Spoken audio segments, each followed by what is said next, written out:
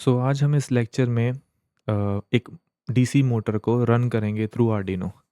तो सबसे पहले हम अंडरस्टैंड करेंगे, अगर हमने एक मोटर को सिंपल रन करना हो लाइक एक बैटरी से, तो हम क्या कर सकते हैं। हम सबसे पहले कनेक्शंस कर सकते हैं, लाइक नेगेटिव को हमने नेगेटिव से कनेक्ट कर दिया, पॉजिटिव को हमने पॉजिटिव से कनेक्ट कर दिया। तो इस वे में क्या होगा, एक मोटर जो है ये एक पर्टिकुलर डायरेक्शन में मूव करेगी। अगर हम इसको सिमुलेशन को रन करते हैं तो हम इसको हम करते हैं कि लाइक ये बैकवर्ड डायरेक्शन में रन कर रही है मोटर, बट हम चाहते हैं कि ये कुछ देर बैक चले, कुछ देर फॉरवर्ड चले। तो हम पहले देखेंगे अगर हम मैनुअली कैसे कर सकते हैं। अब इसमें हमें क्या है, हम इसको अगर हम वायरिंग को चेंज कर दें, जो नेगेटिव की है वो पॉजिटिव से कनेक्ट कर दें और जो पॉजिटिव की वो नेगेटिव से कनेक्ट कर दें, तो अब ये जो इसकी डायरेक्शन है मोटर की वो फॉरवर्ड हो गई है। तो ये चीज़ें होती हैं मैनुअली, जब हम इन चीज़ को मैनुअली करते हैं। जैसे हमने फर्स्ट लेक्चर में किया था, मैनुअली एक एलईडी को कैसे ऑन या ऑफ कर सकते हैं।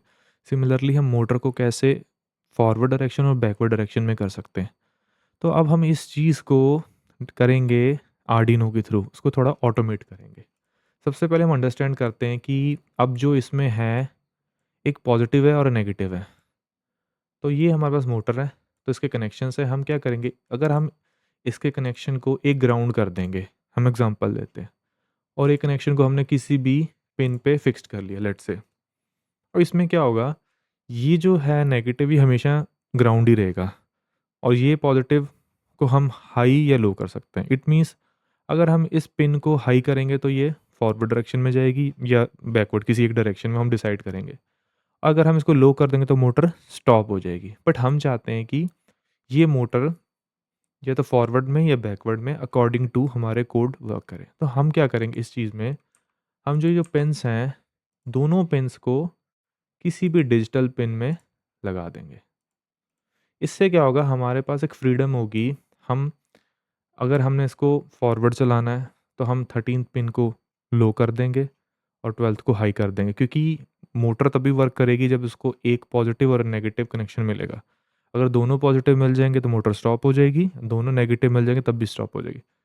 ठीक है, तो अगर हम इसका कोड चेक करें, इसका कोड बहुत ईजी है, जैसे हमने एलईडी का किया था। बस फ़र्क ये है कि इसकी दो पिन्स हैं। तो हमने कॉन्स्टेंट लिखा M11, लाइक हम एक अच्छे कोडर की तरह लिखेंगे। M1 मीन्स मोटर 1 की जो फर्स्ट पिन है वो हमने 13th पिन में ऐड की है। फिर हम लिख रहे हैं M12, मतलब मोटर 1 की, इसको मोटर 1 कह रहे हैं, कि जो सेकंड पिन है हमने उसको ऐड किया है 12th पिन में। तो हमने बता दिया है कि 12th और 13th पिन की जो पॉजिटिव नेगेटिव हमने इसमें कनेक्ट कर दी। हम ये पॉजिटिव नेगेटिव भी कुछ कह नहीं सकते क्योंकि हम इसको कोड से चेंज करेंगे।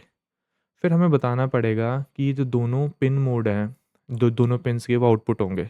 ऑब्वियसली हमने करंट सेंड करना है मोटर को। Motor again kind of output ही लेगी, क्योंकि ये कोई सेंसर नहीं है जिससे हमें कुछ सेंस करना है, हमने इसको पावर देनी है। तो हमने जो पिन मोड था M11 का वो भी आउटपुट होगा और जो M12 का होगा वो भी आउटपुट होगा।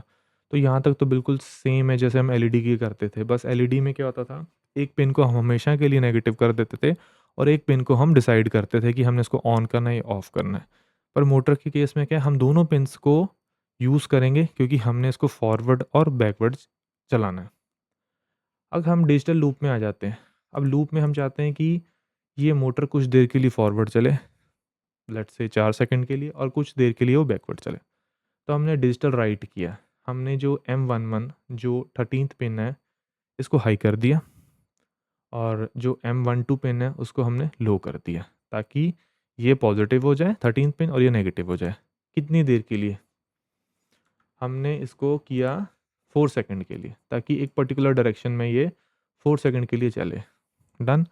उसके बाद हमने क्या किया, जो M11 हाई रखी थी, इसको जो हाई लिखा था इसको हमने लो कर दिया।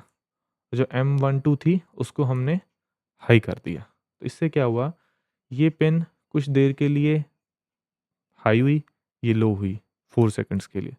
फिर 4 सेकंड बाद ये लो होगी, ये हाई होगी। तो इससे क्या होगा कि ये कुछ देर फॉरवर्ड डायरेक्शन में चलेगी और कुछ देर ये रिवर्स डायरेक्शन में चलेगी। अगर हम इस कोड को रन करते हैं, अब देखो ये 4 सेकंड के लिए पिछली साइड चल रही है, अब ये 4 सेकंड के लिए आगे चल रही है।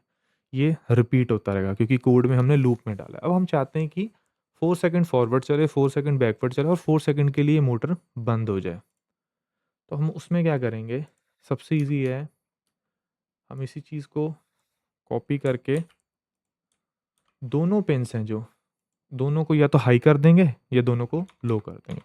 लेट्स से हमने दोनों पिन को हाई कर दिया, M11 को भी हाई कर दिया और M12 को भी हाई कर दिया। इसमें क्या होगा, 4 सेकंड के लिए मोटर ऑफ हो जाएगी। अब देखो 4 सेकंड के लिए ये पिन वापस चल रही है, 4 सेकंड के लिए पिन आगे चल रही है और 4 सेकंड के लिए पिन रुक जाएगी।